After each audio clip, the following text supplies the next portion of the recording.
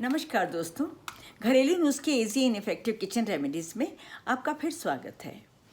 आज बात करेंगे बलगम वाली खांसी की। अगर बलगम वाली खांसी आपको है तो इसका एक बहुत अच्छा इलाज है कि आपने एक डली लेनी है सेंधा नमक की, जिसे लाहौरी नमक या रॉक साल्ट भी कहते हैं। इस तरह का होता है, ये देखिए, इस तरह का एक डली ले लें।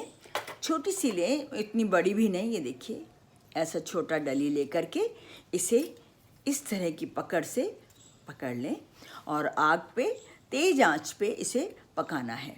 बिल्कुल ये अंगारा हो जाएगा और इसे 1 कप पानी तैयार रखें, पीने वाला पानी, उसमें ये अंगारा डाल दें और झटपट रोगी को पीने को दे दें। एक और इलाज है कि थोड़ी सी हल्दी, चुटकी भर हल्दी और थोड़ी सी चीनी पानी में मिक्स करके वो रोगी को पीने के लिए दें।